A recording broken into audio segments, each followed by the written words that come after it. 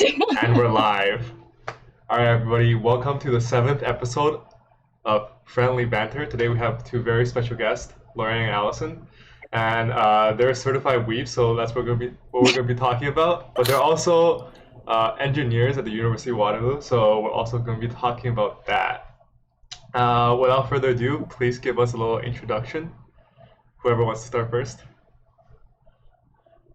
Okay, I can go. I'm Yay. Alison. Yeah, I don't know.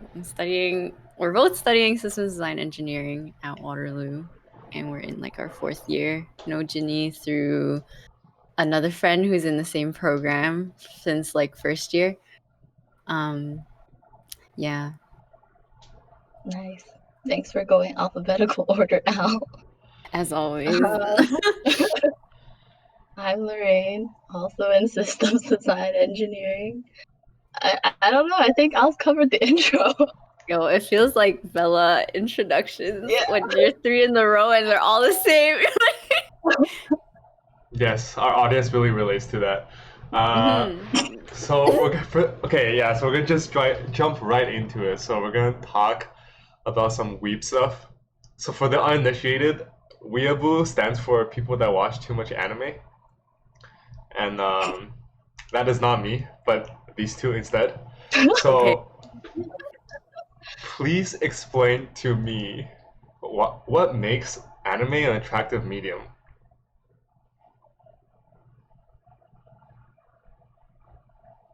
Okay, hello?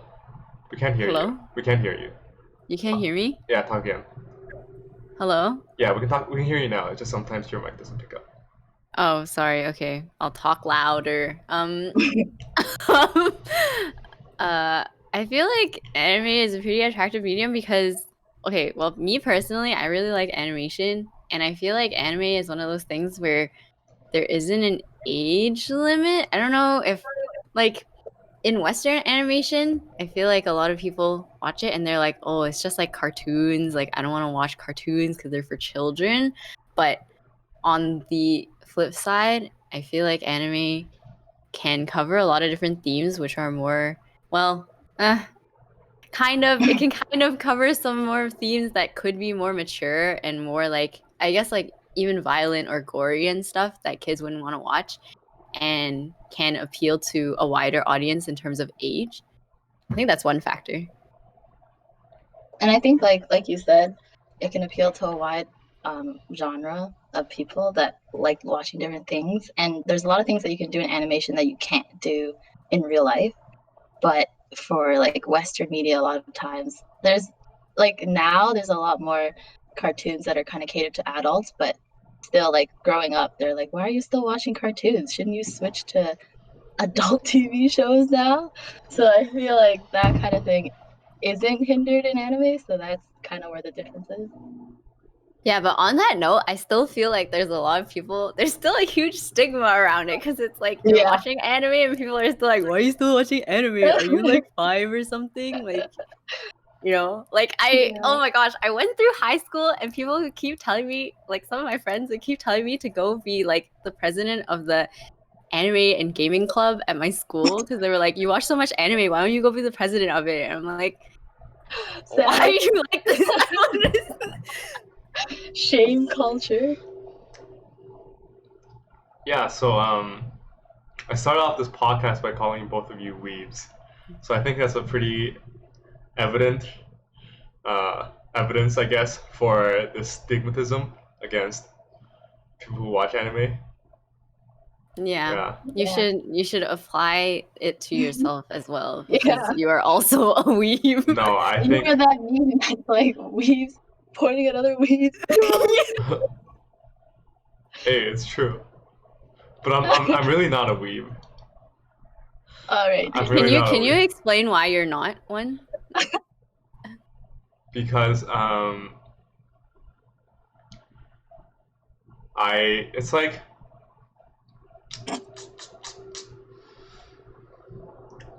oh, time's up. you know, I don't watch anime as like a whole. I just watch specific shows, you know, and like that doesn't make you a weeb. Oh, me too. I only watch the shows I want to watch. That makes me not a weeb. Yeah, but you fangirl over them, so it's different. But Hello, do you I remember don't us think talking about our favorite ships in Kaguya? Bro. Uh, so let's move on to oh my goodness. so anime has long be trademark as kind of a Japanese medium. Even when Avatar had its huge success, there was a lot of like I guess online debate on whether it's actually like anime. It had a lot of anime elements, but it was still made by a Western animation and therefore wasn't anime. And so, do you think the that style of art and animation will always just and anime will always just refer to Japanese animations, and that style will only be made by Japanese companies? I think the art style is very honed by Japanese people, and I don't. Okay, well, I don't know. I don't see a Western studio like adopting that art style, and I feel like if they did, they might get a lot of fire for it. It's just like That's true. European people doing K-pop, you know. Yeah, Um, like even if they try to, I feel like they'll get a lot of backlash. But like you said, like Avatar takes a lot of the elements, but they still keep the same animation style. And I think that kind of uh shows why it's so successful because it has such good like character development and stuff that you'd see in anime, whereas in I guess more Western typical sitcoms, they're not very they don't really go in depth into character and plot. It's kind of just like one-off stuff here and there. Obviously there's exceptions. But yeah, that's my take on it. yeah, I think like because that's where it originated from, a lot of the art style and the elements in the backgrounds and like a lot of it's just drawn from Japanese culture. And a lot of the backgrounds are like, oh, here in Japan, we throw in these kind of like outfits and food and all that stuff. And taking that away, I don't know. I mean, like you could take it away and use the same art style, but there's a lot of like people watch it because they like being immersed in the Japanese culture and being enjoying that kind of stuff. So I don't think it would ever really die away because that would be like completely taking it away from the country that originated in. But it could have more influence of like Western backgrounds and also Western culture coming in. Yeah. Okay, okay. Yeah. Wait, sorry. Honestly, like this makes me think of Totally Spies and Marvin Mystery because the styles, I don't know, like I feel like the styles in those shows are kind of anime like, you know? But I wouldn't say they're Yeah. animes. Yeah. So I think anime has a very unique format where there's like something that happens for like 30 seconds as like a preview, then you have the opening, and then you have the main plot, and then you have a like an ending, and then you have like the preview for the next episode, right? yeah. And it's not just the art style, it's also like that format, it's also like the way it's delivered. Because like you said, like Western TV shows are or Western animations, like one, they're delivered to like mostly kids, and that's why there's like this stigmatism over it. But they're also they also air at like 3 4 p.m. when kids get back from school. Like Japanese anime, do you know when they air on like regular TV? I have no Like idea. late night, like Oh. 11 p.m. or like 2 a.m. 3 a.m. stuff like Oh that. damn. So Yeah, it's like Like on when YTV. Inuyasha aired on YTV. Yeah. sure, sure, yeah. Like Japanese animes, a lot of them are targeted at like adults, right? And there are a lot of them are also like like they kind of like because the industry is so developed in Japan, right? There's like new animes coming out every single season, right? and there's basically like animation studios, which are just factories that are pumping these out, right? And then they have a very unique format to do that, so that they can pump them out as fast as they can. Yeah, and it doesn't seem like the West is gonna have that kind of supply chain or like that kind of production Uh, assembly yeah, to I mean, if they don't have that kind of demand, then there's no reason to build yeah that kind of production. yeah. Especially not for series. I can see it happening Yeah, for like a movie. that's true. Yeah. So this is my favorite question of the day. So why do you think there's such a higher rate of provocative elements in anime than other traditional mediums, like TV shows or movies? Go for it, Lorraine, why y'all. don't you take it first this time? No. This could be all you. The question is just why, right? Yeah. Well, I think just like what you were just talking about, how it's more geared towards adults. Obviously on kids shows and stuff, you can't in Western media, you can't really show provocative elements if you want to stay on air and stuff.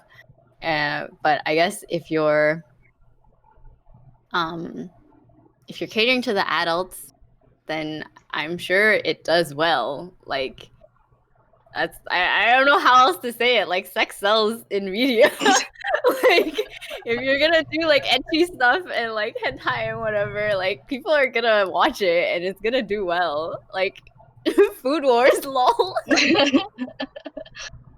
Yeah, Okay. but also like because it's drawn and not like an actual photographic image, it's not exactly treading the dangerous waters of like pornographic material that could get you in a lot of trouble if you're just wearing that kind of stuff out in public. Yeah. So like that kind of lets people sort of get away with it. So that also lets them do that. Yeah. There's also like Asian girl fetishes. So, you know, people I love think I them think Asian girls. I think that's alright. I think that's Yeah, go completely for it. wrong because animes are made for Japanese people. Wait, sorry, what did you say? That doesn't make any sense because animes are made by Japanese people for Japanese people. Okay. So there's no Asian girl fetish. There's just like normal like Okay, I volcanism. guess. There's But yeah. it is made for Japanese people, but isn't it like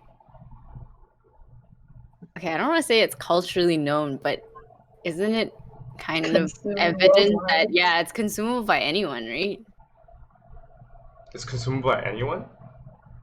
Like it's not limited to the people in Japan. Yeah. I'm just saying like I don't think they're preying on Asian girl fetishes at all. Is my point. Okay. Yeah. Especially That's like Okay, but even if you think about it, like half the animations are do the girls even look Asian? fair point. Like yeah. like the only argument you can make about that kind of sort of thing, like demographically, is that just Japanese people are more perverted. Yeah. I'd flow with that. Yeah.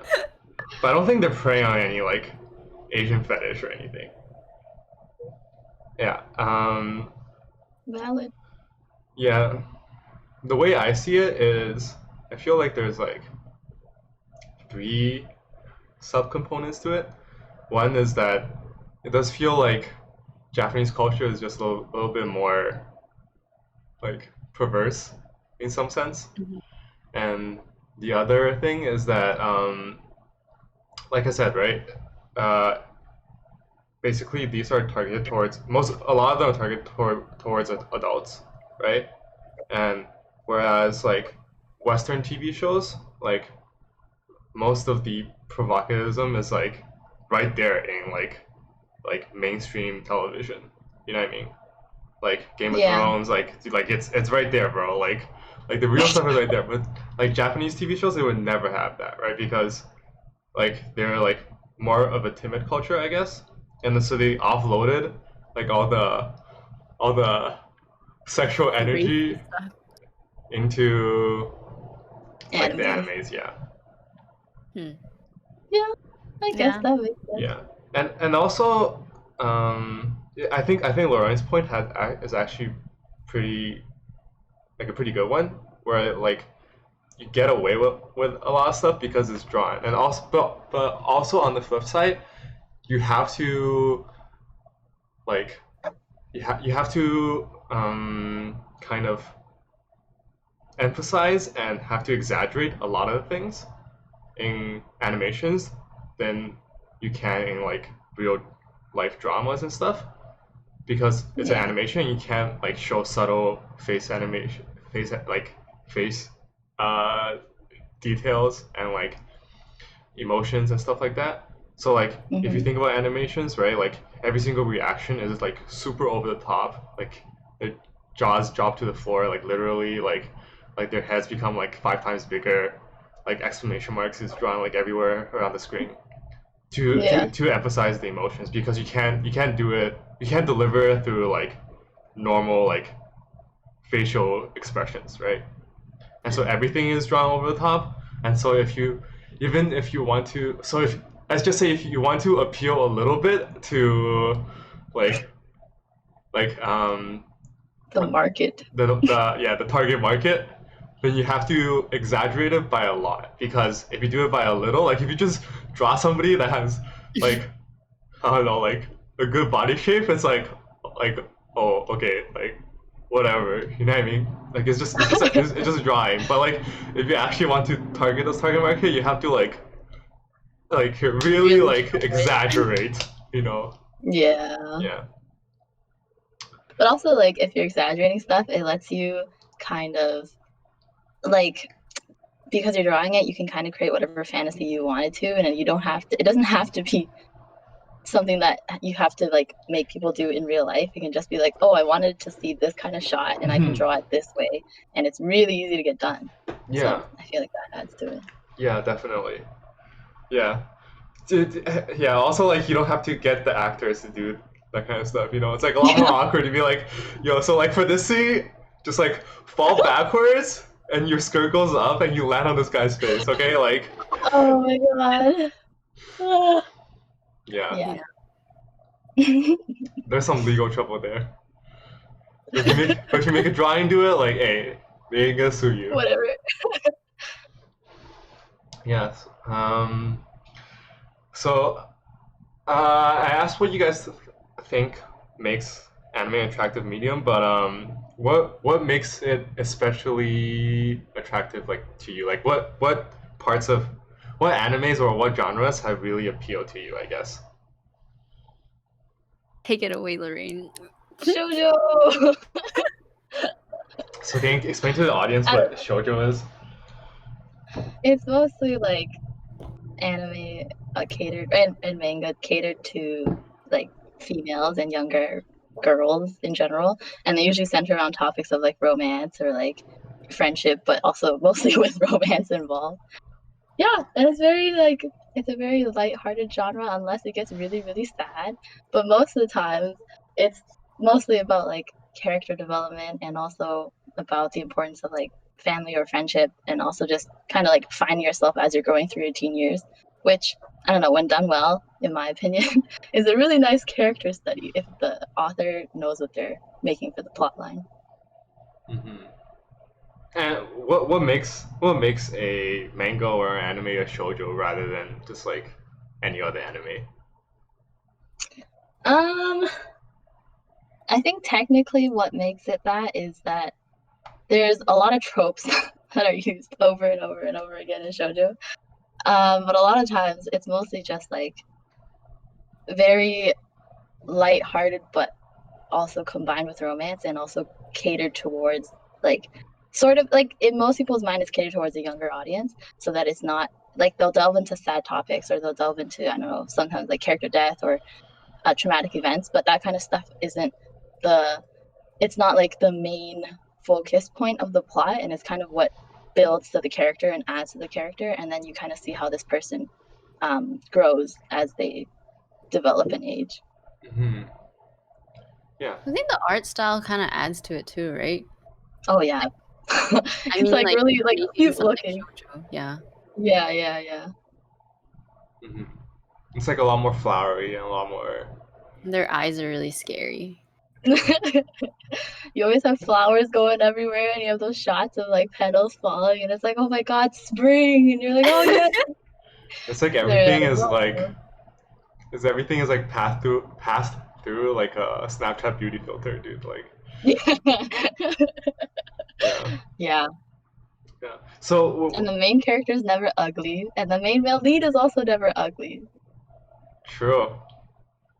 Hey, somebody should write a shoujo for that makes the characters average looking for all the for relatableness, you know, because most of us are not super Most of us handsome. don't look that I don't good. know Yeah. if people are trying to go for relatableness No, I'm though. kidding. Yeah. Oh, that's another thing of like shoujo. Like I feel like a lot of shoujo is kind of escapism, and it's Mhm. more about seeing things in the world in a more lighthearted sense. So if you make it a little too realistic, people won't read that. Yeah. Yeah, Or it watch becomes that. slice of life. Yeah. Yeah. It's very much like basically like Disney princess movies for Japanese girls in some Guess way. you could put it Well, that way. not really. No? I feel like Disney princess is like really unattainable Okay. because Yeah. you see Disney princesses and you're like, I'll never be a princess. Like this is nice. It's a fairy tale. Like you can classify it as a fairy tale, right? But for shoujo, it's like just believable enough that you're like, Yeah. yo, this could happen to me. And then you're like dreaming about it because you're like, yo, what if this guy like actually does all these things for me? Because it's possible. It's like in a school setting, you're like going Yeah. to high school with this boy. He's like the locker next door or something. Not next door, locker Running to next class to. with bread in your mouth. Yeah, like it's all things that are technically possible, but you know, not really, but you know. Yeah. You have to suspend your disbelief a lot of the times, but there's like kind of real world elements into it. Hmm. Yeah. Yeah. True. How about you, Alison? Oh, like back to the genre question. Yeah. I feel like I tend to drift to I like shoujo and stuff, but I wouldn't be like that's like my favorite genre. I feel like I just tend to drift towards slice of life and shoujo, I guess. Like kind of like a mix of the two. I don't know. I like but it needs to be like a slice of life with an okay plot, you know? Because Mm. there's okay, I have tried watching slice of life with no plot, like Nichijou and stuff, and they're really hilarious for like a couple episodes, and then you're like, what's happening? All these kids are just running around and they're like falling, and it's like really stupid, like visual jokes. And it's funny for a bit, but then I can't get through it. But I don't know what my favorite is. I really like action ones too, but the thing that takes me away from action ones is their length. Like I'm not gonna jump into a 400 episode anime unless it's like really, really good. Or if I've been keeping up with it as it gets released. So I wouldn't say I have a particular favorite genre, but one thing that really attracts me to anime is just their easily and readily available droppableness. Does that make sense? Like you can Like pick you one can up. start it and then drop it. Yeah, like you can start it, you can drop it, and a lot of the ones that I like to watch are only 13 episodes long. So you even if you do decide to commit to it, it's only 13 like 20-minute episodes, which is no time compared to other mediums. So Oh man. you want to say something, Lorraine? K-dramas, anime, not this again. Yeah, I don't really understand the argument because if you just watch many animes, then it's the same thing. Like it's the same time. Like, right? That's true, but it also means you get more variety. No, I'm Okay, not I stuck will to the admit though, same. Yeah. when we were watching like My Hero Academia, and we'd sit down and then we'd start watching like for a couple hours and we'd like breeze through the plot, it felt like time was passing a lot faster than when we sit down and watch like Mr. Sunshine. And that's on 2 times speed. That's really, really slow. But yeah, I don't know if it's because it's the 20-minute digestibleness or if it's just like that It's plot is so fast and Mr. Sunshine is so slow that it's it's so just yeah. two completely different things. Yeah, I completely agree. I think the format is it really doesn't matter because like it's all it is they're just splitting it up for you. Like you can split it up yourself. Like it doesn't matter. Like all that matters is like how like if you enjoy the show or not, right? And like variety is variety really an argument? Like are you like it's not a good proxy for your enjoyableness, right? It's not like the more breadth of shows I watch, the higher my enjoyment, right? I don't think that has ever been true. Okay, that's true, but it also okay, maybe it's just a me problem, but like it also means that I get to watch more shows, you know? It's like if I have like 3 days to watch, I have 3 days of time to watch something. I can be like, "Oh yeah, I got through one K-drama," or I can be like, "I got through 3 animes." Like, Yeah, why does that matter? well, She it wants just to watch means I more, can bro. watch more shows. Yeah, but isn't it for your? But aren't you trying to like maximize your personal enjoyment, not like the X amount of X? Like Okay, but why does the format matter? I don't get it. so okay, so let's say that there's one K drama versus 3 animes, right? And let's say that for that one K drama, I don't like it. But among these 3 animes, there's one that I like. Then at least I got to watch 3 and I enjoyed one instead of watching one and I didn't like it at all. Okay, Oh. then can't you just watch like the K drama, not like it, then drop it? Like you don't But have to then watch the full thing. but I also have like completion, like plot completion commitments, right? Because I'm like, if I started this, I want to finish it. Like I'm not gonna. Oh, If the okay. first 5 episodes are bad, what if it gets better? Like I don't know. It could get better, right? True. And then what if I go to the end and it doesn't get better? Like, Oh, okay. I see. I see. She's a I guess dedicated that is a watcher. problem if you have that kind of need. Yeah. Yeah. Cannot relate. I dropped Yeah. K-dramas on episode 15. Yeah. Same. I couldn't care less about completing it if it's bad. Yeah. Okay. yeah. I get it now. I mean, it's like I watched. Remember, I was watching like No Game of Life, and I didn't like it, but I still finished. Yeah. I wouldn't. I don't understand. Yeah. Huh. Well, why do you think you do that? Like, I does it just eat at you if you don't finish it? Yeah, like I can drop slice of lifes really easily. Like I dropped K-On! In second season and I dropped Nichijou, but it's because there's no plot and it's kind of feels more like a sitcom than a real show. But when it comes to yeah, something like No the Game No Life, I want to know how it ends. Like I'm a little invested in the characters. The plot I was like, I'm not really feeling this, but I want to know how it ends, right? I guess an alternative is I could just watch a series review or read the plot summary, but then that just feels wrong. Wait, but then another problem arises is that because of the format constraint of animes, most of them don't actually have endings, right? That's True. true. That's So true. so does that eat at you? So you only care about like the fact that like okay the people that made this anime decided it ends here, and so I need to get to the end. You don't actually care about the plot then, right? Wait, Yeah, also, like, when it Mhm. ends, some of us switch to reading, like, the manga to see how it ends, but then you're like, nah, I don't read Yeah, it. exactly. Yeah. Yeah. So you just want to complete like you want a check mark on the like you want to tick that box. You know what I mean? Yeah, I see. Okay, I yeah. get it. Thanks for the psychological Yeah, analysis. we went a little deep there. Hmm. Yeah. Psychologist Ginny just jumped out. Yeah. Wait, Ginny, what's your favorite genre? So I have a funny story. So Okay. in high school, I went to a friend's place, right? And it's the funniest thing ever. So basically we were just like trolling around. I forgot what we were doing, and then I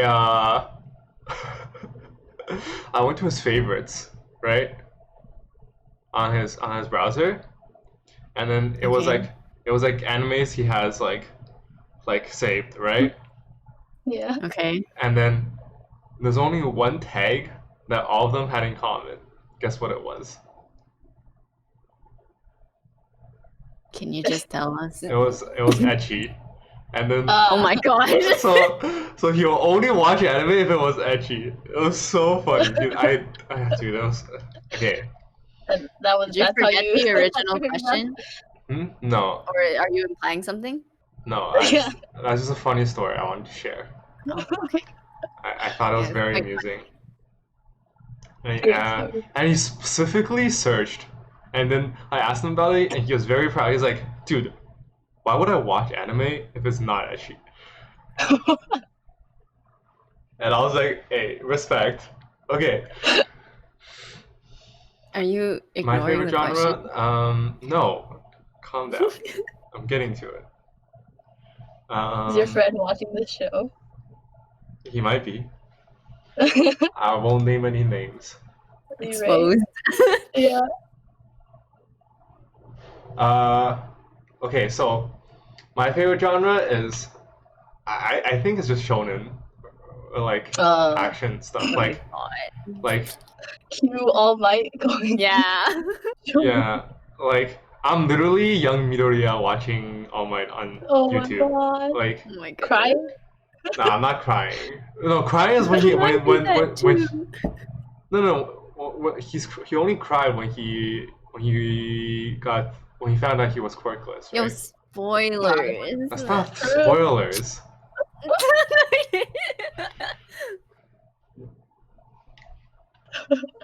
So what attracts you to the shonen genre? I think that it's just a good time. I don't know.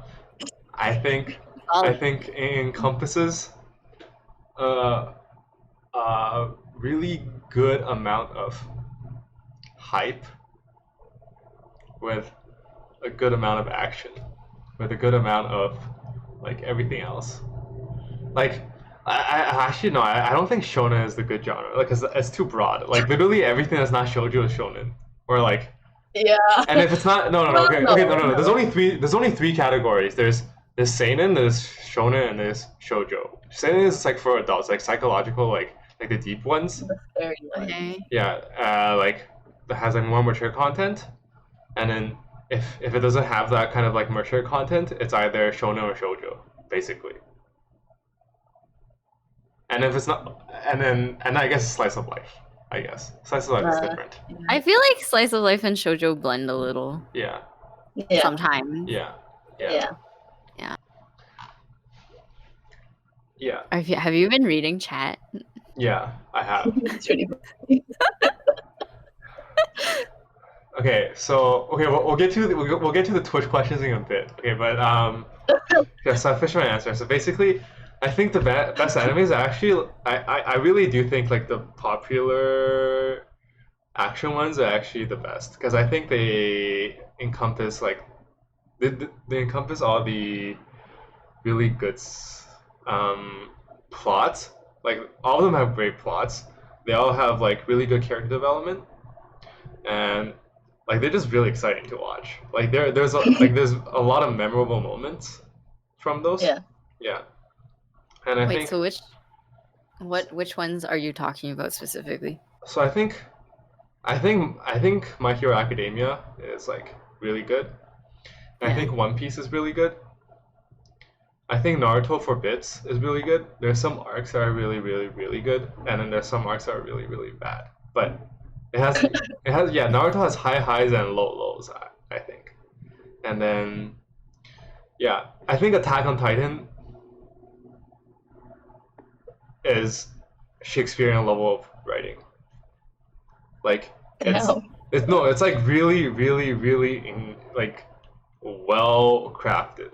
Like Yeah, it is. yeah, and like everything. Okay, I'm not gonna spoil anything for the viewers that haven't watched, but like Me. it like twists. Like It's more than a twist. it's more than a twist. Like it twists It's you. world changing. It's like every single turn is just like galaxy brain. Like and like everything was presented like and every like all the clues are presented to you beforehand, but you'll never connect them. And like when Oh. things are revealed bit by bit, like all just like every single brain neuron is like firing at all cylinders, connecting all the dots, and like it's crazy, dude. It's so good. So I'm it's just like the saying. thing that's like it's like that thing that's like if there's a gun in Act 3, it will go off by the end. Is that a saying? No, it's not. It's not even Oh. that. It's like it's literally like it's not it's not like foreshadowing. It's Mhm. literally like really normal stuff. Like but um I but the feel like you're writers just sorry. sorry. I feel like we're just presented with a world and a bunch of facts that are supposed to be solid facts. But there's a couple things here and there which feel like things don't make sense, like plot holes and stuff. But as you continue, you just find out more and more about the world and what is actually going on, kind of thing. True. Is Yeah. that kind of yeah. Yeah, I think I just think basically a writer has a really good understanding. Like basically it's like he crafted this entire world and then he was able to really understand how it looks from each unique perspective. And so Yeah. when you watch the show you're looking at it from unique perspectives, but even though it's the exact same world, when he presents you the perspective of someone else, it's completely different, and it makes the world seem that much more richer. But it was the same all along. Yeah, True. yeah. That's a good way of putting it. hmm Thanks, Alison. No Okay, worries. so we're gonna do some Twitch questions. Oh my All right. god. So this user named SM Dugo asked thoughts on Guilty Crown. It's pretty.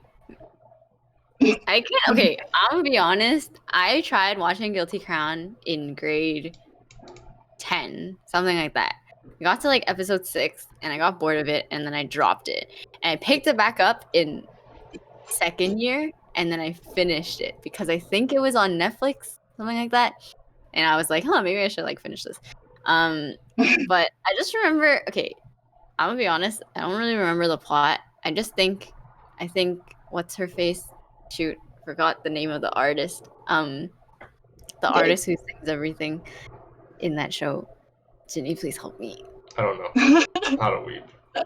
What do you mean? Okay. Ah, my gosh. You know, the one who sings like so everything that makes me okay, anyways. Wait, Yeah, she's not the the song artist. is I can't remember the artist, that's why I said help me. No. Who are you talking about? Like the person that drew everything? Like the No, studio? the song, the one who sings all the songs in the Guilty Crown. Egoist? Yes, okay. Okay. Yes, I think Egoist songs are really good, and they're like nicely used in the show. And I think that the animation style is like very pretty.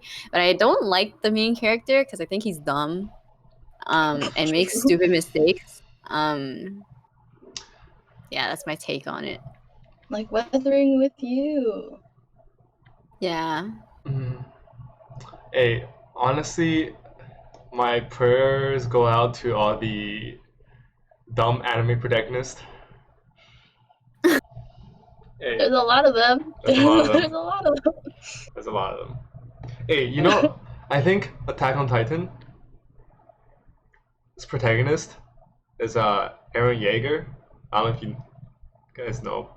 Well, Yeah. I also don't know, basically. But I think he's very well masked as a dumb male protagonist, a dumb shonen protagonist. He's really, really well masked as that.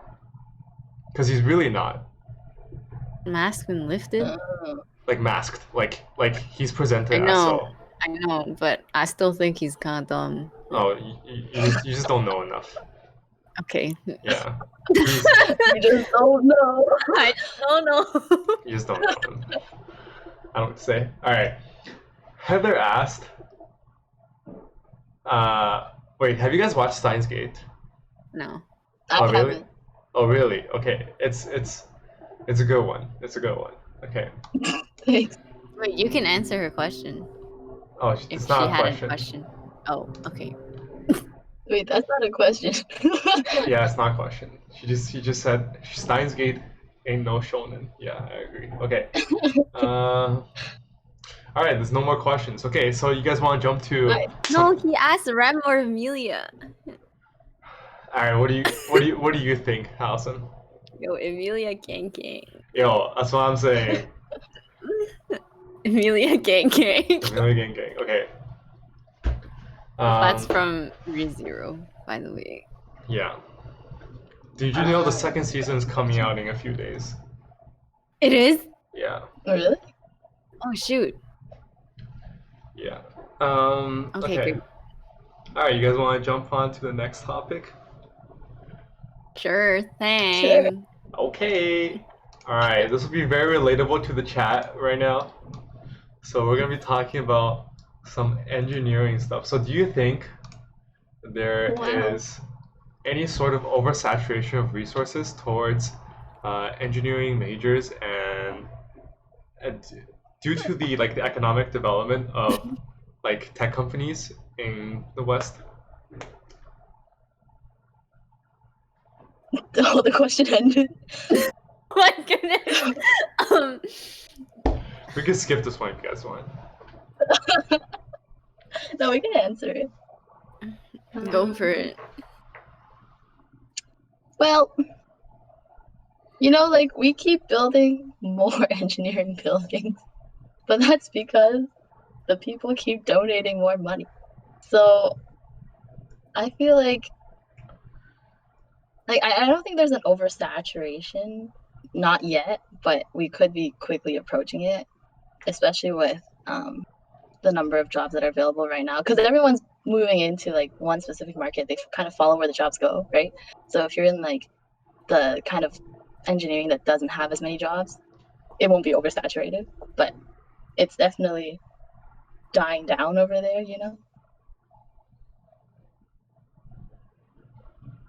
Yeah.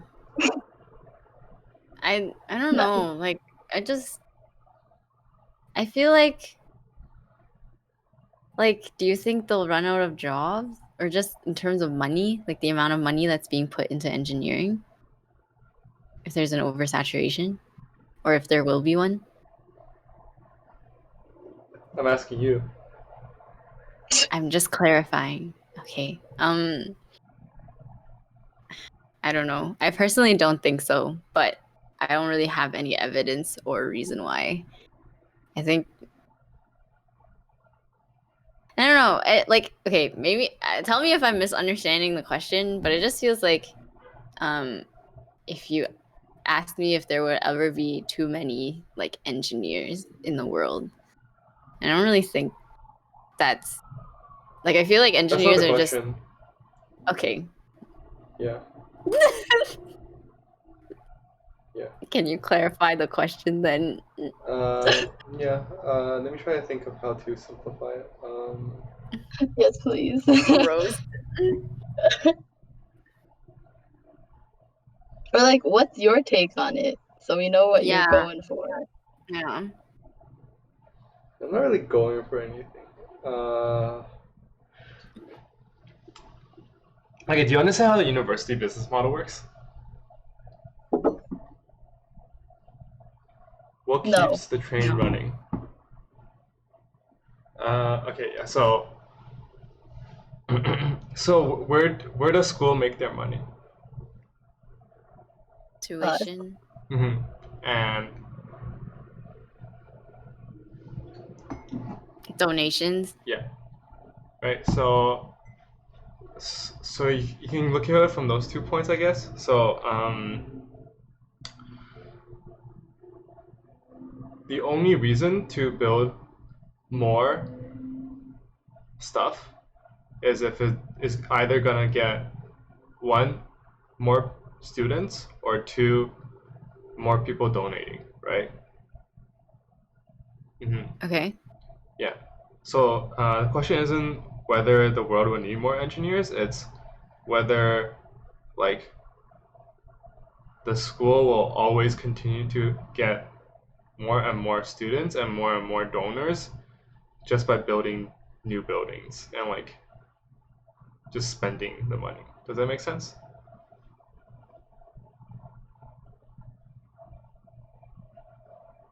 Okay. I know you're asking this generally, but I feel like I can only answer with the perspective of Waterloo in mind because that's the Yeah. only knowledge I have on it.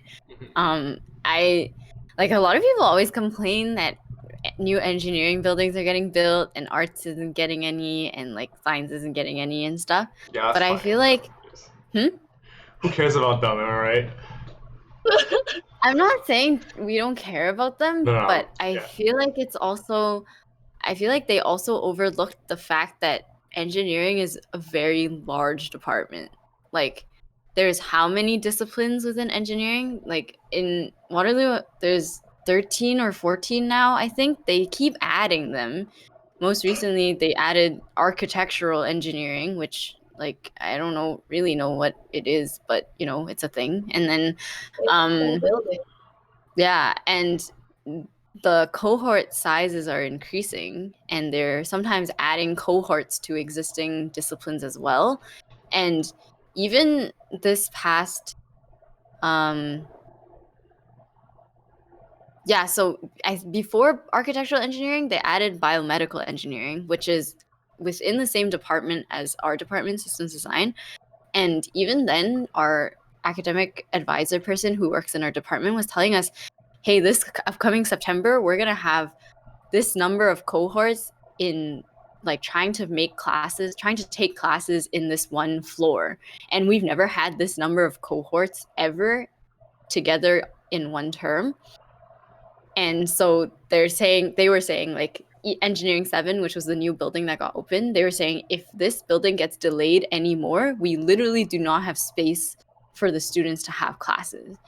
And I think there I don't know. I don't know if other departments face this kind of issue as well. But most people are just complaining that, oh, we're stuck in MC, it looks like a prison, and you guys got beautiful E7. But at the same time, I feel like there was a need for it because there are more classes all the time. I don't know if all the other departments are growing at the same rate as engineering is. Yeah. Also, they hold a lot of events in E7, and it's like a really nice school brochure selling point. Like they have the whole Yeah. engineering thing on the ground, and like they have really nice open spaces. It's not just for engineering; like they also hold a lot of events there. So it's Yeah. honestly not a bad building to build. It's pretty useful. Okay. I thought he froze.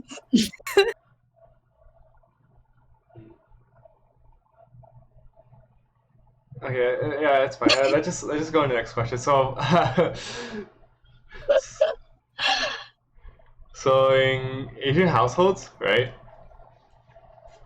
Oh, Yeah. Like, well, maybe even not even now in our generation, but definitely like, the stereotype is that you have to either become like a doctor or a lawyer, right?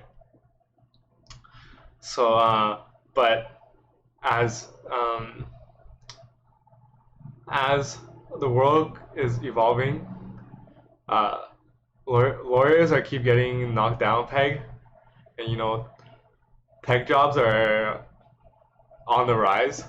So do you think do you think in the future, in the Asian household vocational hierarchy, engineers and programmers will dethrone doctors and lawyers as the number one aspired profession? Okay, personally, I don't think doctors will ever get dethroned because Agree. if you think about it, like free healthcare from your personal family member, like who doesn't want that? But in my opinion, I feel like engineering and lawyers, at least in my family, are already pretty much on the same level. Like for us, it's kind of more like, in my family's perspective at least, it's like what job would you enjoy doing but also be able to make a lot of money and sustain yourself, and also just not be like killing yourself with long hours because you're going to be going insane. You have a lot of crazy amount of work, and depending on what kind of job you pick in the tech field, there are quite a lot of jobs that you can just like you can kind of cruise by if you can do your work well. And if you can get it done, you can kind of set your own hours. It's not as like you must come in and you must come in here and you have to do this. But like, for example, if you're a doctor, if you have to be on call, like you have to be on call, you're saving people's lives. You can't just be like, sorry, I'm taking the weekend off. So depending on what your family values, in my opinion, sometimes like being able to enjoy your life while making a lot of money is kind of a balance. So in that sense, I feel like engineering is definitely one of the top vocations that your parents want you to do. Okay. I agree with doctors staying on top. I feel like there's just something about, I think it's just the fact that you're saving people's lives like directly. You can argue that like lawyers and engineers are also saving people's lives, but like doctors, you're literally like, I don't know what you're operating on, but but I feel like even if it doesn't go up in the hierarchy, I think more, if the pressure remains the same amongst the children, I feel like more children will go into engineering. Like more children would choose to go into engineering than they would choose to go into doctors, like the medical field, or go into law. Because the perk I see from engineering is the amount of schooling you need to do. You need to study 4 years and you're a professional, like you have a legit bachelor of engineering, like whatever. You have an engineering degree. You can go and get your PEng and be like a professional one if you really want to or if you really need to. But the amount of schooling that you need to do for engineering to be a legit engineer is nothing compared to what you would need to do for law school or medical school. That's And true. like that was kind of what my parents said. Well, I don't like studying, so my parents kind of like proposed that to me too. They were like, you literally just have to do this one degree and you're done. And it's not even, honestly, it's applicable to more fields than just the Asian stereotype goal too, because even people who are, I don't really have any examples, but people who aren't in engineering mostly have to study more than one degree. They go to their bachelor's and then they have to do their master's, and their master's is their minimum to actually get a job. And I remember having a conversation with one of my friends from high school in science, and I was telling her about how my sister graduated and then she got a full-time job immediately and started working right away. And she was so shook that it shook me, because she was like, wait, she just graduated and had a job? And I was like, yeah. And I think it adds the fact that we're always in Waterloo and stuck with all these people who are successful really puts us into this bubble that thinks that this is the norm when it's really not. And I don't know, it's a privilege, I guess. But yeah, I don't know how I got here. But yeah. Yeah. That's fair. That's fair. Yeah.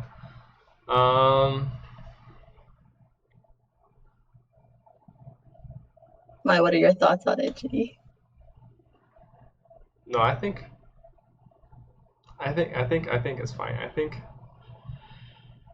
it's one of the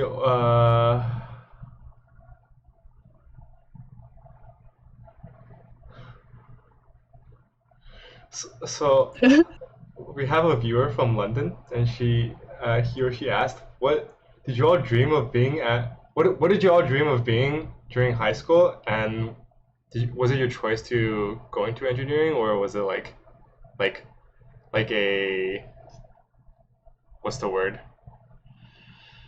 Family pressure. Not just I know it's just not just family pressure, but it's like a compromise, I guess, right?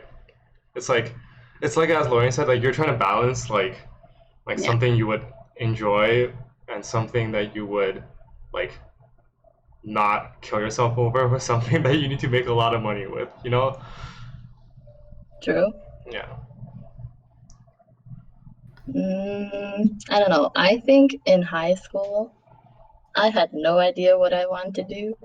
I took so many random courses. I took accounting and I was like, screw this sucks.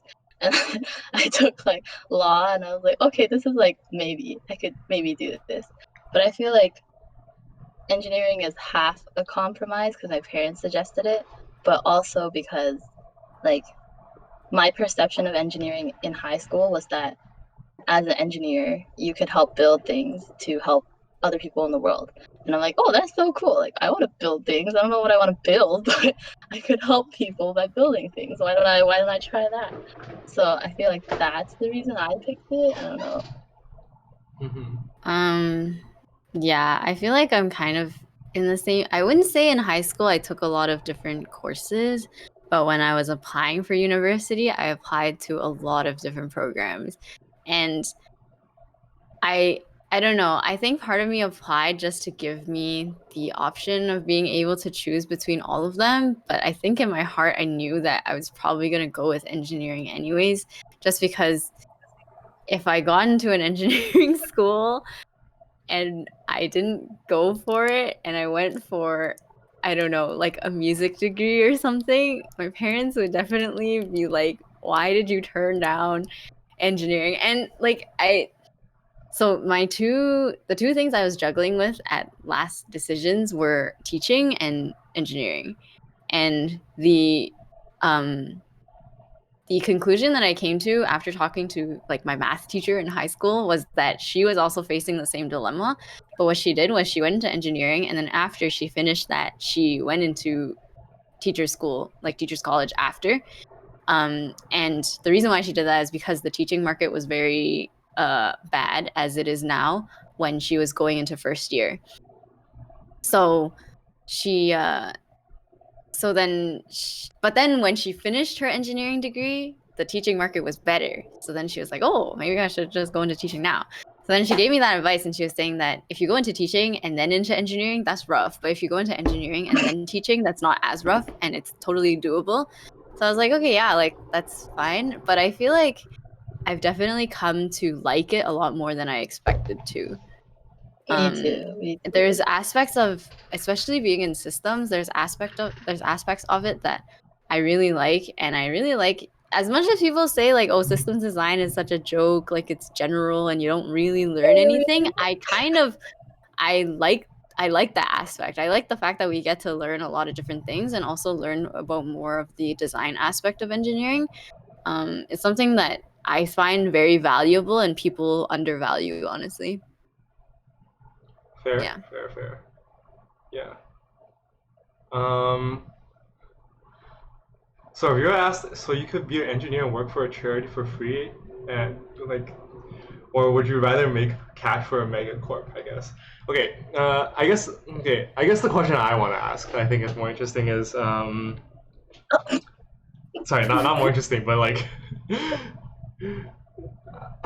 basically, Cancelled. I like to reward it. Like, what do you guys think of the feeling of wanting to help the world?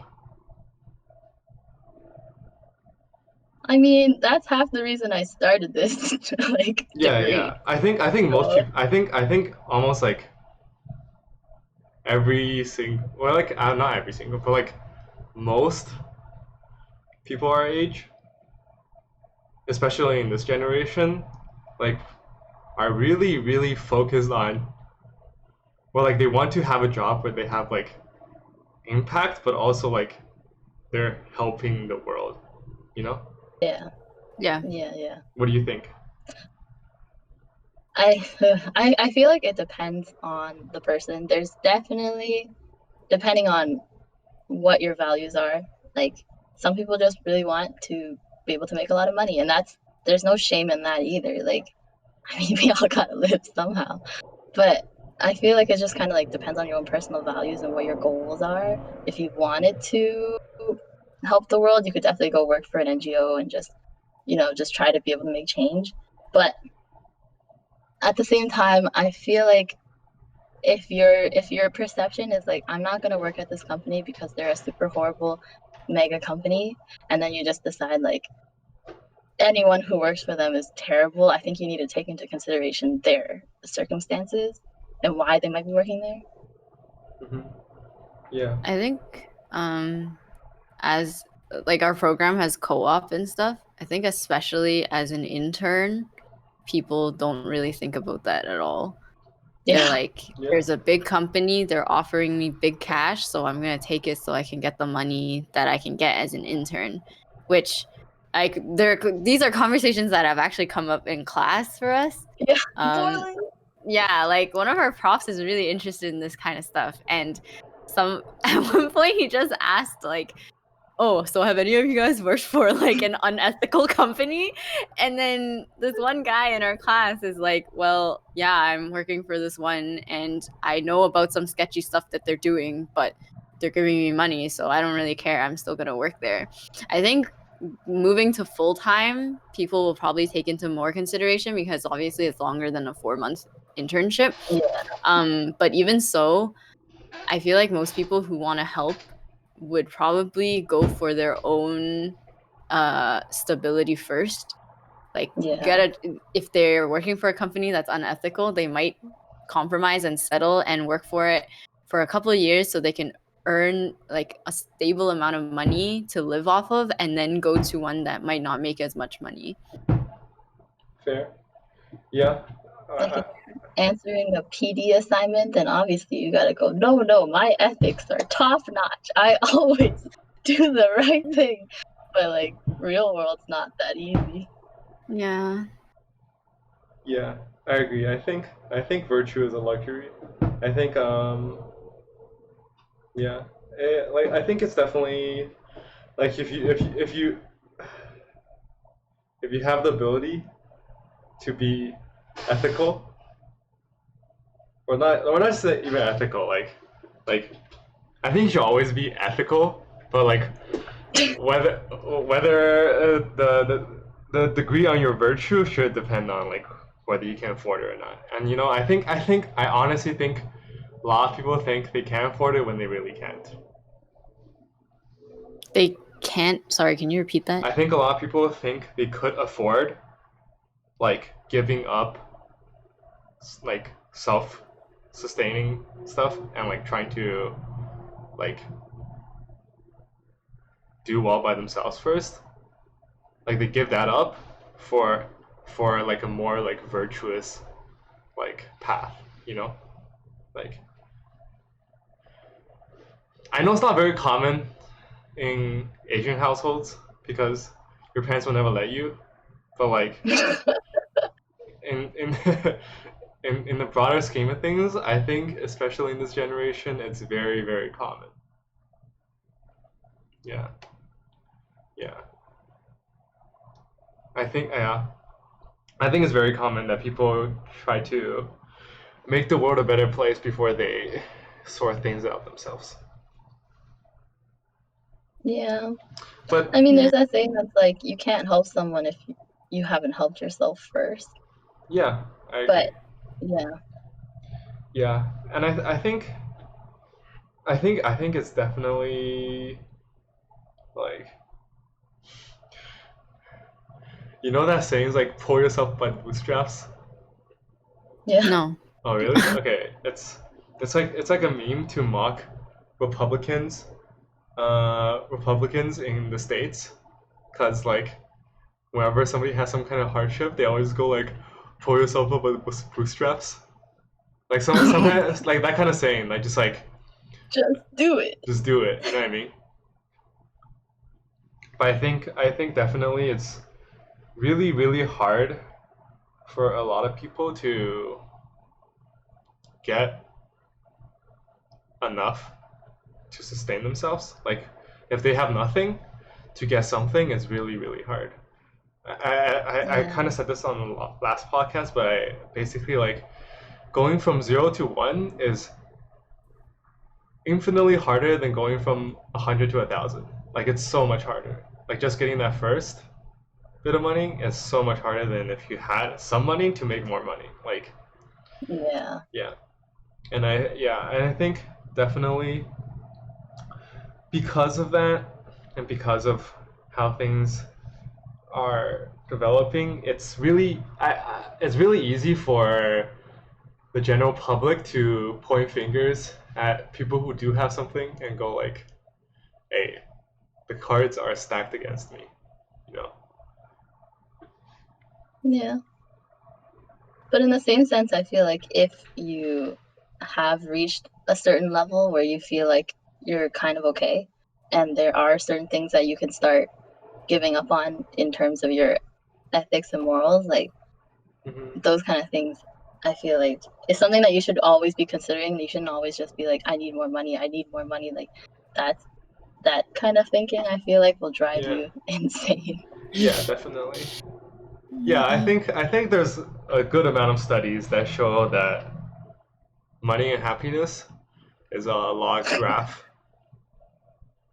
Yep. So, yeah, like you need enough. It's like that Kanye West song. It's like Which one? wait, how does it go? It's like Rap, Ginny. Stronger? no. Wait, let me search this up. Give me a second. Give me a second. Um,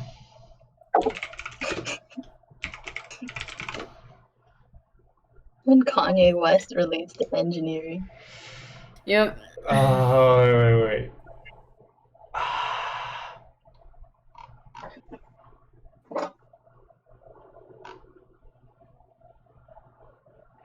Okay. I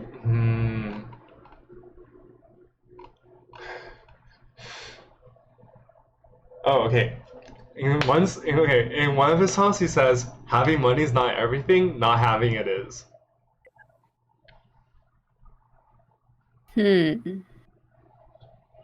That's pretty relevant, actually. Yeah, Yeah. yeah. And our Twitch viewer, Titus Wolf, he has some really good questions. She said, Yeah. they asked, "Can you change the world without giving something up, without taking risks?"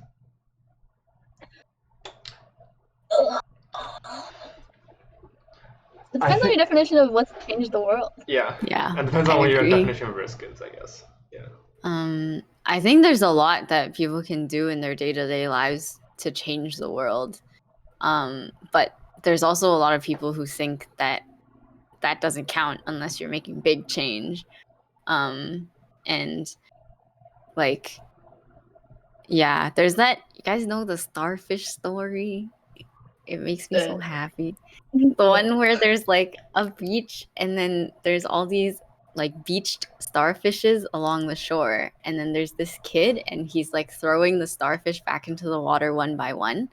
And then this man comes by and he's like, "Oh, why are you wasting your time throwing all these starfish back into the water? You're never going to be able to throw them all back in because there's so many and like you're only one person." And then he throws another one in and he's like, "Well, it made a difference for that one." And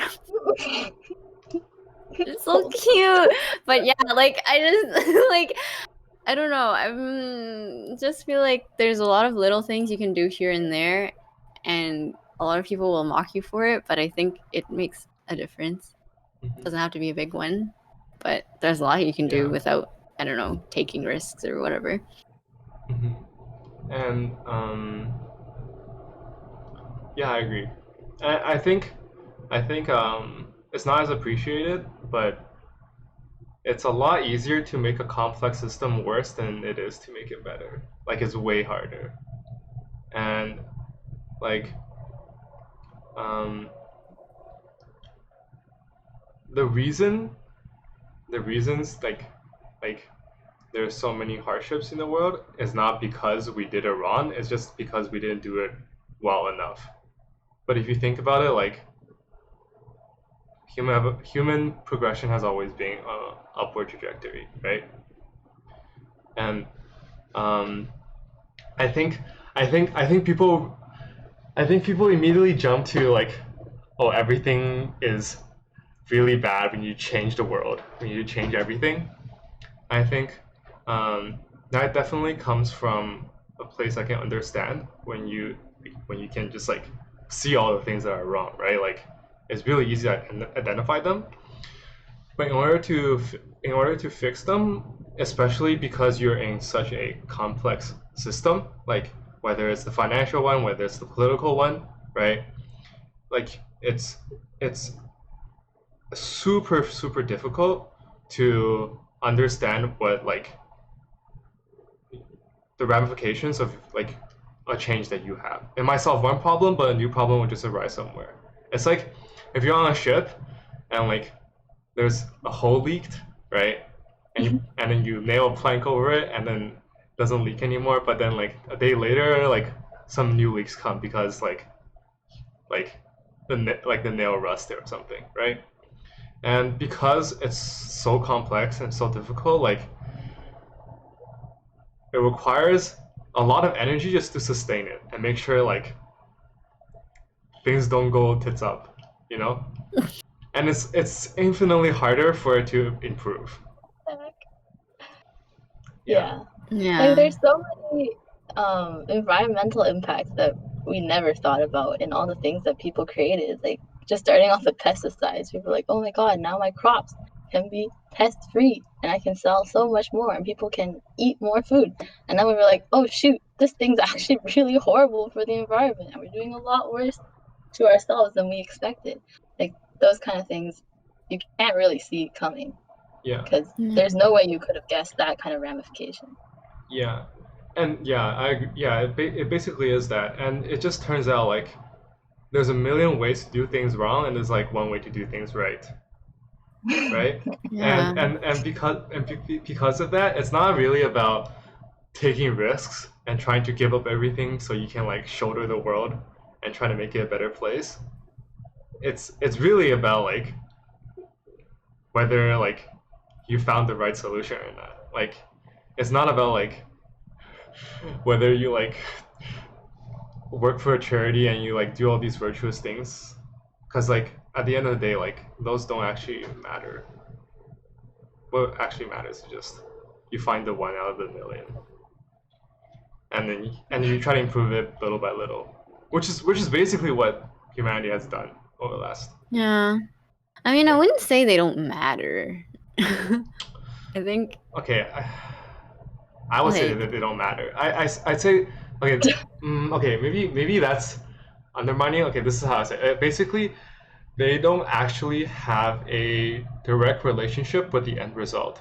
What they have is a proxy for us to understand the human endeavor. Does that make sense? So they allow other humans to to serve as a proxy to be like, oh man, like that guy really like is a good guy and like he really tried his best. But but like towards like actual improvement, like reality has no feelings and it really doesn't care whether you tried hard or you didn't. Does that make sense? It's so you kind of think what I it's mean. more of a so you think when people do charity work it's more to make themselves feel better than to actually better the people that they're helping? No, that's not what I'm saying. No. Okay, there's a huge difference between. Okay, um,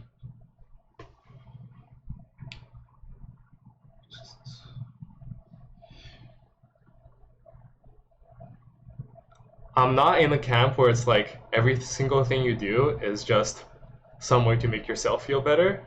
I'm like that's just like a stupid nihilistic way of saying it. I'm just saying like whether you do it or not doesn't like whether you do things that other people view as good or bad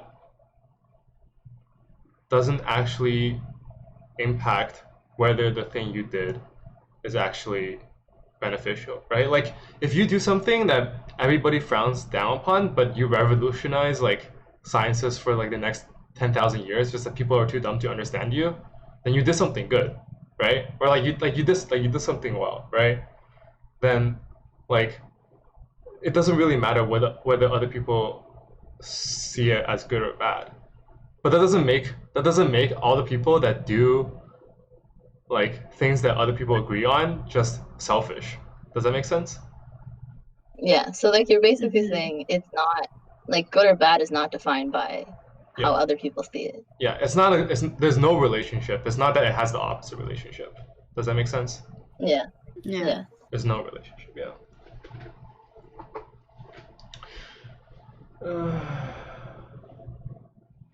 But I feel most of the things that have turned out to harm the planet, the cost was always known but have been covered up for the profit.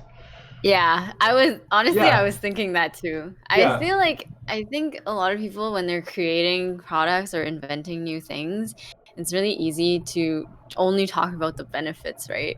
And Hmm. then they don't really think about the negative consequences because all they want to do is they want to promote it and they want to sell it or like I'm just thinking in terms of creating something. Um and even if they do discover those things, they value the money more than the effect of the environment. Yeah. I like obviously it's not every single case. I think it can be overlooked or it can be discovered and hidden. Um Yeah. but Yeah, I agree. I completely But I yeah. agree. feel I like think, sorry. sorry. Like upon creation, I feel like there's definitely a lot of things that when you create it, you're not thinking about the negative effects that it can have, which Yeah. that could potentially be on you, like that could be on the person creating it. And there's probably definitely bad things that come up as you're doing it, but that's not like I don't think a lot of people make something and then think, oh yeah, this has really bad side effects, but I really need this money, so I'm gonna push it out anyways. Like there's Mhm. definitely that, but there's a lot of things that aren't like that. You know what Yeah, I mean? yeah, Yeah. I agree. So this kind of basically really it's actually really good to summarize basically what you said. And I think it's like uh actually maybe this will just go over your heads. I don't know.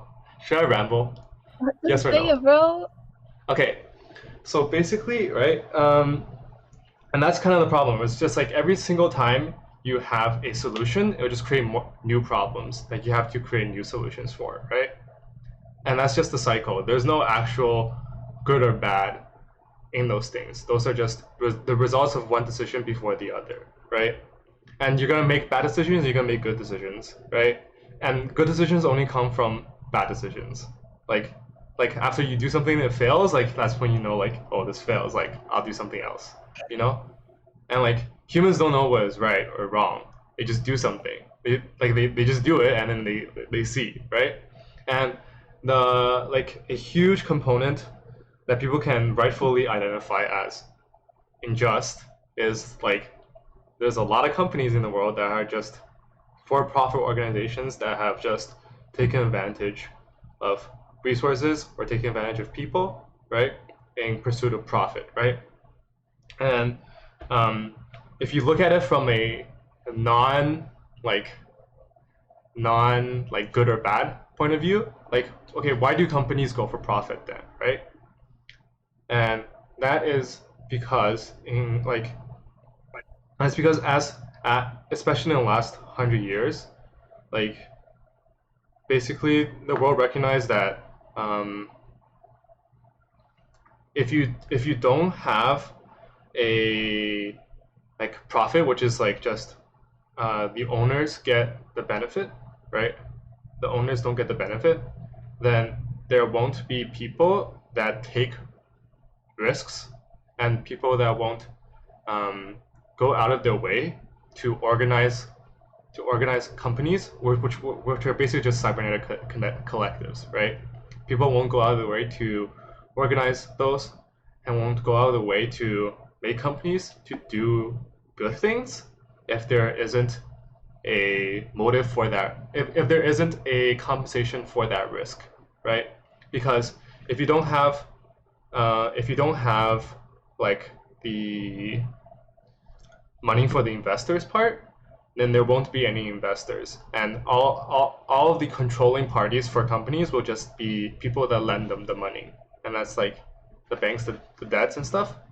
And people that lend you money don't want you to take risks, right? They want you to just do whatever made sense so they can get their money back. If you take risks, that's bad for them because then you're taking risks and you might go bankrupt and you can't pay them back, right? Yeah. And so because of that, people deemed that profit was necessary for development, because if you don't have if you don't give the if you don't give owners compensation for the risk that they take, like people that make startups that like organize companies like when they have nothing at all, then like nobody will ever do it, right? But then but then um,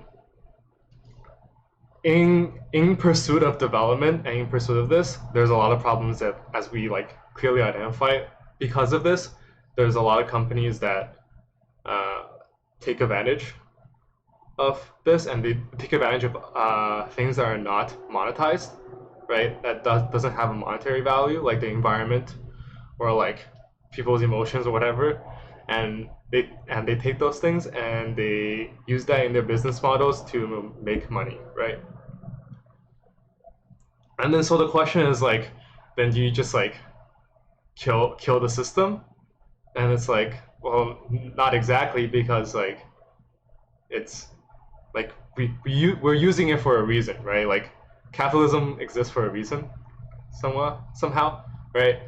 And like I think the appropriate way to look at this is just that every problem has needs a new solution, but every solution brings out new problems, and there really isn't good or bad in a very much sense. It's just cruel reality. Action, reaction.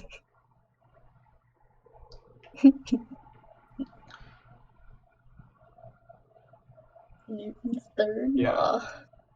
What do you guys think? Yeah, I mean, yeah. True. I don't know. I think it should be. I think when anyone is creating something or creating a solution for something, it is. I mean, it would be really cool if they could have like a workshop or something and be like, think about your negative consequences or something like that. Because, I mean, obviously, you can't catch everything, but it would be good if you tried your best to like minimize the consequences, sure. right? That's something that someone definitely can try to do, or like try their best to do. Yeah, because even I always say this example. I don't know if you've heard it before, but the guy who like invented K cups, like Keurig cups, he like Yeah. yeah, I like a couple of years later, he was like, "This is like the worst mistake I ever made because it's so much garbage. Like every single cup of coffee, you got this tiny little plastic like coffee cup that gets thrown out and never used again, right?" If he had thought about that at all and how successful it could become, like maybe something could have been done about that. Yeah. But I I feel don't like know. at the same time, a lot of inventions, like when people try to tell you to make inventions, they always tell you to think in that intersection between what someone needs and what they're lacking. And you're trying to fill that gap of like helping to make someone's life a little easier. So in the case of the Keurig cup, he was probably like, yeah, like I, I just want to make my coffee faster and easier. But I feel like as more inventions get made and as we mature, and if you want to make things, it is the responsibility is on you to think about the positives and the benefits. But at the same time, like if you wanted your invention to go somewhere, you need money and you need someone to invest in you. And like Jenny was saying, there's so many risks that people don't want you to take, and things that like you might think I need to do all these things a straight way. I can't cut any corners. I need to do this, and then people are like, why would you do that when you could just do this little thing, do this a little easier? It might have this negative side effect, but let's not think about that right now. And you're like, I have to balance all those things. Yeah. So it's really up to you. It's too messy to talk about. You know what I mean? I think the toughest thing about it all is that it's never black and white. Yeah. Like, Yeah.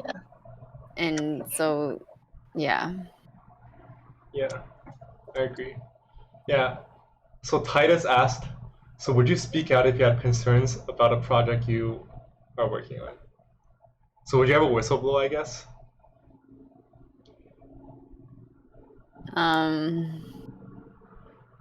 I don't know. I think it In my depends. TV assignment, yes. Yeah, that's what I was thinking too. I speak to the media seems like a bit much for the first step. Mm-hmm. Like if it was a project or something and it was in its starting stages, I might say something to okay, this is what I'd do. I'd probably talk to my coworkers on the same project first and be like, do you feel like there's something wrong with this? Like pros my things, gauge like the general consensus on or stances on it. And if more people agree with you, then you can get more feedback with you to talk to like more higher up people, right? Yeah. But Yeah. straight up going to the media and exposing your company for a proposal seems like a little too much. If it's something mid project or near completion and then I got thrown on it or something, I think I would feel really bad. Especially Yeah. because you haven't worked on it. A lot of other people have worked on it. You don't know how many hours they've put into it. And then I would definitely start to weigh out how much of an ethical issue it actually is. If it Yeah. wasn't that big of a deal, like I don't really know how to Mm-hmm. like portray it, but if it wasn't that big of a deal, I feel like I probably wouldn't do anything. But if it was a huge deal, maybe like speak up a little. Yeah. Yeah. Yeah. I don't know. I think Like, it's always one of those go, things. go. Sorry. No, go. I think it's one of those things where it's like you can always imagine yourself in that situation and whatever you do, but like once you're actually playing that situation, it's completely different. Yeah. Yeah. It's hard to answer. Yeah, it's hard to answer. And I think in my opinion, I think I will always default to like like the ethical problem is the result of like just oversight or like stupidity rather than like somebody's trying to be malicious, you know? And Yeah. yeah. And I think usually people are pretty reasonable, and I think in most cases, like if you just point it out and be like, oh hey, like yo, we can't do this, like this ain't Gucci, you know, like most people are like, oh true, like I didn't see that or something like that. But yeah, I think usually that's how most cases go. But again, there definitely exist cases where people are, you know, like I need that promotion, bro. Back off. Like, and I think in those cases, would you speak to the media about it? I don't know. That's also another question on like what the role of the media does, because especially Yeah. with social media nowadays, right? Like Cancel culture. Not sure. even that. Like, who do you trust to report your Yeah. information? That's Yeah, true. like- That's true. Yeah, and every single publication has their own incentives, right? And Mhm. especially Yeah. nowadays when like a lot of publications are like dying, like they have some really desperate, really desperate like influences, you know? Yeah. And like even if you do touch social media, like if you expose it on social media or whatever, like are you just weaponizing like people that read it to harassing the company until they don't do it and stuff like that, which is what a lot of social media does, right? Like most companies that are like okay, hopefully I don't get canceled, but most of the companies are like putting up like Pride Month flags on their logos and stuff like that. Do you think they're just doing it because out of the goodness of their heart? No, it's just like social media harassment if they don't do it. Like it's just a risk reward calculation. There's nothing that they're doing that's like either out of the good of their hearts or like they're or like they're doing maliciously, I think. On that note, there was this one really funny I read where like apparently I don't remember which company it was, but there was a company that changed their logo to the Pride logo in all these countries except for 2. And they were like, so does Pride not matter in those 2 countries? Oh my gosh. Yeah, no, what were you gonna say? No, yeah. Me? Or Lorraine, yeah. Okay. Yeah. No, I was just thinking of that tweet that Jason sent the other time. That was like that sandwich company decided it was a fake tweet, but it was like Wait, the sandwich company. Yeah, it was fake. I read the comments, and it was the person who posted. Like they edited it themselves. And Oh, it was a sandwich company, and they were like, in support of Black Lives Matter, we're changing our BLT to BLM. Bacon, lettuce, tomatoes. Same. It's like, excuse me, can I have a BLM, please?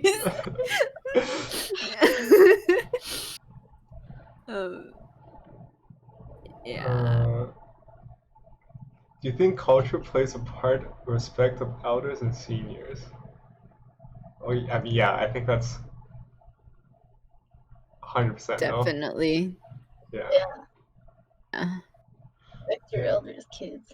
That's what China tells you. Yeah. Yeah. Yeah, I think it's interesting. I don't know. Yeah, it's definitely what like talking to the media, whatever. Yeah, it's like Yeah. something. But you know, Yeah, case by case. sorry. Sorry. Yeah. Yeah, some people think that the reason why I brought up cancel culture is because some people treat cancel culture as a new justice system because of all the social media harassment. Yeah. Like they think that you can't trust the justice system. You don't know what goes on in court. You don't know who's going to get condemned and who's not going to get condemned. So since I know what I think is right and wrong, I'm going to cancel this person online or cancel this company online so that they get the punishment that they deserve that they wouldn't get in justice system because they might get away with it with the amount of leverage and money that they have. Yeah. So I think dude, I'm telling you, dude, there's so many things wrong with that. Like, Yeah. like one, it's not your job to be the justice system. 2, Yeah. like just because you read stuff on the internet that somehow betrayed your image of something on the internet does not make you like a moral arbitrator to judge like a company or a person, right? Yeah. And like I think honestly, because a huge part of it is not in the a huge part of why it's bad is not in the like the philosophy of it. It's how people carry it out, right? It's not people it's like unsubscribing. It's the harassment that matters. Like if you just unsubscribe, like who cares? Like okay, like I can unsubscribe any day to PewDiePie. Like he's not gonna care, right? And no one's gonna care if you just cancel like neutrally, right? Because that's not actually toxic. Like what's actually toxic about cancel culture is that like you're not just unsubscribing or like never like or boycotting. Is that you're actually just harassing like whoever and whatever that you're canceling. Yeah. But then that feeds into the whole social media as an echo chamber thing, because the reason people want to cancel someone is because they feel like if I don't raise my voice, no one else will hear my side, which is a fair point. I understand that. But then a lot of people take it way, way too far. Yeah. Yeah. I think so too. Yeah, I think, and I dude, honestly, what's hilarious is that there's, as much as there's a lot of people in cancel culture, there's just as many people that are against cancel culture. But the people that are against cancel culture, they're also really for cancel culture if it's somebody they don't like. You know what I mean? It's hilarious, dude. Yeah. But yeah, I agree. I think the main problem is the echo chamber part, where it's like you log on Facebook, you log on Twitter, you can choose what you want to see and what you don't want to see. You know what I mean? Mm-hmm. And like that's what the algorithm is designed for. Yeah, exactly. Yeah. I think a Facebook engineer and YouTube engineer has way more impact on modern day culture than like celebrities. and like people you think that are the face of culture. It's like it's really not them. Like even though there are really important agents in the system, the people that are really shaping it are like the engineers that develop the algorithms. Right. Go into engineering, kids. Yeah. Dude. Okay. This is it. Okay, last point. Okay. Out of all the large tech companies, do you think there are any that are actually like Good. sure good? That's tricky, man. That's really tricky. To get to where they are right now, you have to have done some shady stuff.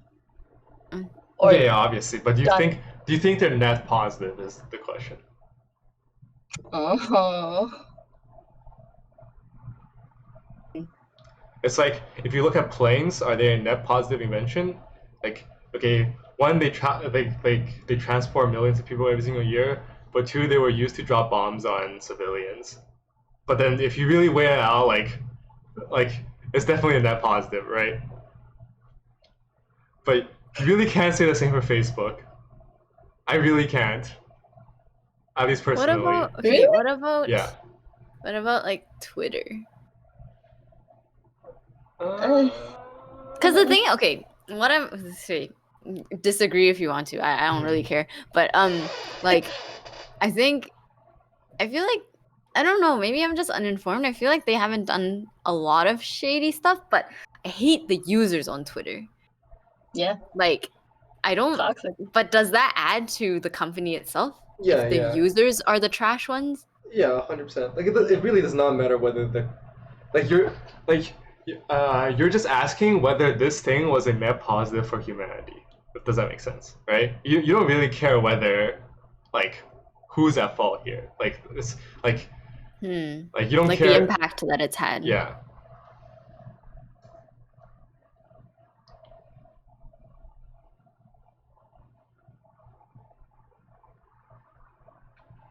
Sorry, I lagged. Did I miss anything? Oh, he said it doesn't matter the intention or like the company itself. It's just the impact that it's had, like the net positive of its impact. Well, without social networks, we literally wouldn't be where we are today. Yeah. Yeah. I don't know So, if yeah. Like even what you said on Facebook, they really revolutionized like social networks. Yeah. yeah. I mean, obviously MySpace existed, but I'm like Facebook took it to a whole nother level. Like being able to connect with people, like my parents being able to connect with people they went to like high school with, like that's something that's never would not be possible. You know, 100%. Yeah. And like 100%. my grandma could connect to people because she was a teacher. She could connect to her students back in China. Like that's something that you would not have thought possible. Yeah, 100%. Yeah. Yeah, I agree. No, they definitely had a lot of positive things. It's just that they also have a lot of negative things. And They like do. Yeah. They really do. which is heavier, you know? That's I hard don't to know. say. I think Especially with us growing up in yeah. the culture of social network, I don't know if we can even say like Yeah. without it what it would look like. Right. Yeah. Yeah. I think Hey, I- what about Twitch? Okay. Twitch affiliate.